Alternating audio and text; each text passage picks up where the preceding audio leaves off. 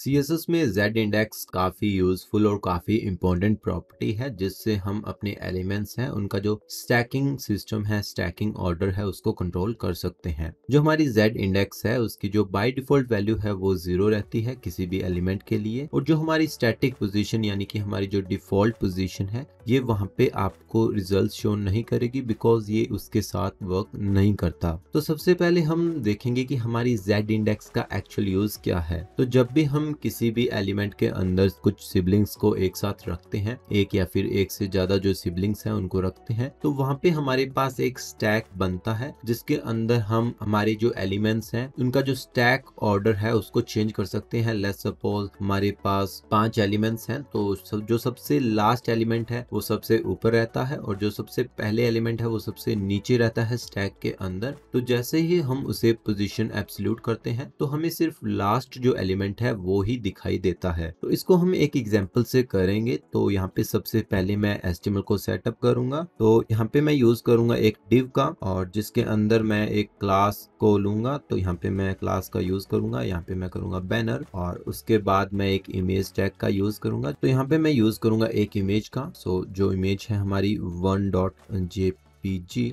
यहाँ से मैं अपने जो ऑल्टरनेटिव है उसको डिलीट करूंगा और एक क्लास का यूज करूंगा। तो यहाँ पे मैं यूज करता हूँ 1 का, और इसके बाद मैं इसे कॉपी डाउन करूंगा और जो मेरा सेकंड एलिमेंट है इमेज उसकी क्लास को चेंज करूंगा 2। फिर यहाँ पे जो इसका सोर्स है उसको भी मैं चेंज करूंगा, और यहाँ पे जो मेरा लास्ट एलिमेंट है उसको मैं करूंगा 3 और उसकी क्लास को भी करूंगा मैं 3। अब हमारा जो HTML डॉक्यूमेंट है उसमें हमें 3 इमेजेस देखने को मिल रही है। तो तीनों ही इमेजेस हमारे ब्राउजर में शो हो चुकी है। तो सबसे पहले हमारे पास है हमारा बैनर। तो मैं यूज करूंगा क्लास सिलेक्टर का, और जो बैनर है हमारा उसको टारगेट करेंगे। इसके बाद इसकी जो हाइट है वो मैं रखूंगा 80VH। इसके बाद मैं इसे एक बॉर्डर दूंगा 2 पिक्सल सॉलिड रेड, और इसी के साथ मैं यहाँ पे जो पोजीशन है उसको करूंगा रिलेटिव, बिकॉज हमारा जो स्टैटिक पोजीशन है बाय डिफॉल्ट उसके साथ तो हमारा Z इंडेक्स वर्क करेगा नहीं। तो जो मेरा पेरेंट एलिमेंट है मैं उसे रखूंगा रिलेटिव, और उसके बाद मैं यूज करूंगा अपनी इमेज का। तो यहाँ पे मैं यूज करूंगा अपने इमेज टैग को, और हमारी जितनी भी इमेजेस हैं उनकी हाइट है उसे मैं रखूंगा 200 पिक्सल, और इसके बाद जो इसकी विड्थ है वो मैं रखूंगा 200 पिक्सल। इसे हम थोड़ा बढ़ा सकते हैं 250 पिक्सल, और यहाँ पे मैं यूज करूंगा बॉक्स शेडो का। सो 1 pixel from y axis also, और इसके बाद मैं यूज करूंगा 15 पिक्सल ब्लर और RGBA 000 एंड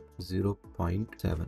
ओके इसके बाद मैं यूज करूंगा बॉर्डर रेडियस 5 पिक्सल, और यहाँ पे मैं यूज करूंगा पोजीशन एब्सोल्यूट का। तो जैसे ही मैंने पोजीशन एब्सोल्यूट किया, जो मेरी इमेजेस हैं जितनी भी इमेजेस हैं वो सारी की सारी इमेजेस मेरा जो बैनर का 0 टॉप है और 0 लेफ्ट है वहां पे जाके शिफ्ट हो चुकी हैं। यानी कि अभी जो मेरी इमेजेस हैं उनकी पोजीशन है एब्सोल्यूट। और अब मैं 1 बाय 1 जितनी भी इमेजेस हैं उनकी जो क्लास है उनको टारगेट करूंगा। तो सबसे पहले मैं टारगेट करूंगा अपने 1 को, और इसका जो टॉप है उसे रखूंगा 0, और जो मेरा लेफ्ट है उसे भी रखूंगा 0, और इसके बाद मैं अपने 1 को कॉपी डाउन करूंगा, और जो मेरी सेकंड इमेज है जिसकी क्लास है 2, और जो मेरी थर्ड इमेज है उसकी क्लास है 3। टॉप है इसे मैं रखूंगा 10% और 10% फ्रॉम लेफ्ट। इसके बाद मेरी जो नेक्स्ट थर्ड इमेज है उससे मैं रखूंगा 20% लेफ्ट फ्रॉम 20% टॉप। ओके तो अभी हम देख सकते हैं कि जो हमारे एलिमेंट्स हैं वो कैसे स्टैक हैं अंडर द हुड। तो सबसे पहले हमारे सबसे नजदीक जो इमेज है वो है लास्ट इमेज। जो हमारे HTML में सबसे लास्ट जो एलिमेंट था वो हमारे सबसे ज्यादा नजदीक है, और सबसे ज्यादा दूर जो है वो है हमारा फर्स्ट एलिमेंट। यानी कि जो फर्स्ट एलिमेंट है वो स्टैक में सबसे नीचे है, और उसके बाद जो सबसे ऊपर जो स्टैक में एलिमेंट है वो हमारा लास्ट एलिमेंट है। तो अगर हम चाहें कि हमारा जो फर्स्ट एलिमेंट है वो हमारे सबसे नजदीक हो, तो हम जस्ट हमारे जो फर्स्ट एलिमेंट है उसको शिफ्ट कर सकते हैं एंड में। और जैसे ही मैंने ये किया तो मेरी जो फर्स्ट इमेज है, जो मेरा फर्स्ट एलिमेंट था, अभी वो हमने उसे लास्ट में शिफ्ट किया तो वो मुझे सबसे नजदीक शो हो रहा है और वो स्टैक में सबसे ऊपर है। लेकिन ऐसा हम बार बार नहीं कर सकते, तो हम यूज करते हैं Z इंडेक्स का। तो जो बाय डिफॉल्ट Z इंडेक्स की वैल्यू है वो है 0। जैसे ही मैं Z इंडेक्स को 0 वैल्यू देकर सेव करूंगा तो मुझे कोई भी चेंजेस देखने को नहीं मिलेंगे। अभी होगा क्या, जैसे जैसे मैं अपने Z इंडेक्स को 0 से इंक्रीज करता जाऊंगा वैसे वैसे मेरे जो एलिमेंट्स हैं वो स्टैक में ऊपर आना शुरू हो जाएंगे, और जिस एलिमेंट का जो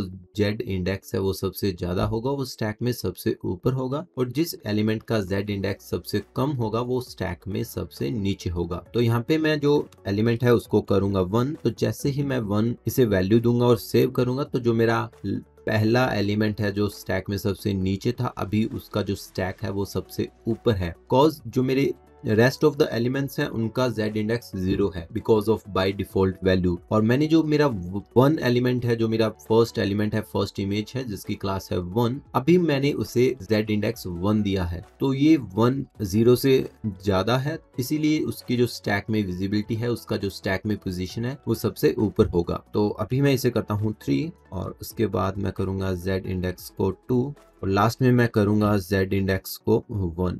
तो 1 कर सकते हैं, 0 भी कर सकते हैं, इसमें कोई दिक्कत नहीं है बिकॉज ये 0 से तो बड़ा है लेकिन 2 और 3 है उससे छोटा है। तो अभी हमारे जो स्टैकिंग ऑर्डर है वो कुछ ऐसा है कि जो मेरा सबसे पहला एलिमेंट था वो मेरा सबसे ऊपर है because z index is greater than rest of the elements z index. तो उसके बाद जो मेरा सेकंड एलिमेंट है, जो मेरा सेकंड इमेज है, उसका z इंडेक्स 2 है, और जो मेरा लास्ट एलिमेंट है उसका z इंडेक्स सबसे कम है, इसीलिए वो स्टैक में सबसे नीचे होगा। तो इस तरह से हम z इंडेक्स को कंट्रोल कर सकते हैं अपने किसी भी एलिमेंट के लिए। तो इसको हम वेब डेवलपमेंट में भी काफी यूज करते हैं, जब भी हम आफ्टर और बिफोर के साथ वर्क करते हैं, या फिर नॉर्मली जब भी हम किसी एलिमेंट को पोजीशन फिक्स्ड करते हैं तब भी हम इसका यूज जो है यूजुअली करते हैं। तो आई होप कि आपको जो है इसकी अंडरस्टैंडिंग काफी अच्छे से हो चुकी है, और आगे जो भी हम प्रोजेक्ट कवर करेंगे तो उसमें भी हम इसको फिर से रिवाइज करेंगे, और आप इसे प्रैक्टिस कर लेना ताकि आपको